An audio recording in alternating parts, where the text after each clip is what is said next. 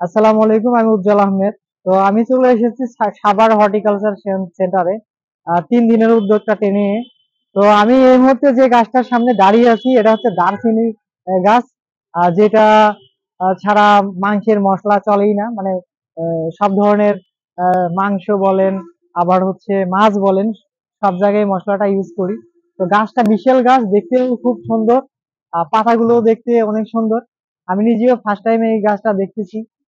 তো ভাবলাম যে একটা ভিডিও বানাই এবং আপনাদেরকেও দেখাই, এবং গাছটার আহ, কাণ্ড আপনাদেরকে দেখাই যে এটা আমরা মশলা হিসেবে ইউজ করি। এই যে যে বাকল অংশটা, এটাকে একটা প্রসেসের মাধ্যমে এটা এই বাকলটা মূলত অর্থাৎ ছালটা, এটাই হচ্ছে আমাদের দারচিনির যে মশলা, সেটা হিসেবে আমরা ব্যবহার করি।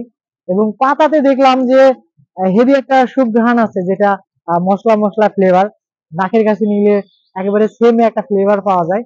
গাছটা বিশাল বড় গাছ। আমার ধারণা এই গাছটার বয়স 10-15 বছরের উপরে হবে। তো আপনারা চাইলে শখে এরকম দারচিনির একটা গাছ আপনার বাড়ির উঠানে লাগাইতে পারেন। লাগায় সাইড দিয়ে আপনি এই ধরনের ইটের ওয়াল দিতে পারেন, যেটা আপনার বাড়ির সৌন্দর্যকে অনেক গুণে বাড়িয়ে দিবে।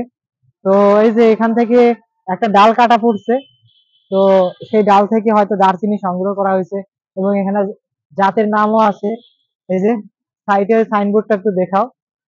এবং এই দারচিনির গাছটা আসলে উৎপত্তি স্থল হচ্ছে শ্রীলঙ্কাতে। তো শ্রীলঙ্কা এর হচ্ছে ছাল মশলা হিসেবে ব্যবহার করা হয়। এবং পাতাগুলো দেখাও একটু, আমি একটু আপনাদেরকে দেখাই যে এই গাছের পাতাগুলো খুবই সুন্দর দেখতে। এটা অনেকটা হচ্ছে আপনার ওই যে আরেকটা মশলা আছে, ওই যে তেজপাতা, তেজপাতার পাতার মতো দেখতে। তেজপাতার পাতার মতো দেখতে দেখেন গাছটা, অসম্ভব সুন্দর পাতাগুলো। এবং এই গাছটা হচ্ছে গেটের সামনে লাগানো আছে, যা আপনার এই যে হর্টিকালচার সেন্টারের যে পরিবেশটা, এই গাছটাই মানে একরকম পাল্টে দিয়েছে। পাতাগুলো বাতাসে দুলছে, দেখতেই ভালো লাগছে।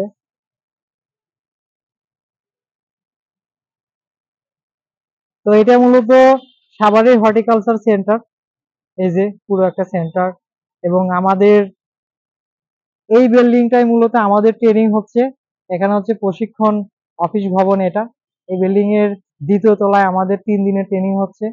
তো আজকে হচ্ছে ট্রেনিং এ 2য় দিন। এই যে এখানে কিছু ভাই ব্রাদার আছে যাদের সাথে আগে পরিচয় ছিল না, এখানে এসে পরিচয় হলাম। জামালপুরের ভাইয়েরা সব। আঙ্কেলের বাসা কোথায়? আচ্ছা, আঙ্কেলের বাসা ঢাকা মুন্সিগঞ্জ। তো এইভাবেই অনেকগুলো মানুষের সাথে পরিচয় হচ্ছে যাদের সাথে পূর্বে কোনো পরিচয় ছিল না।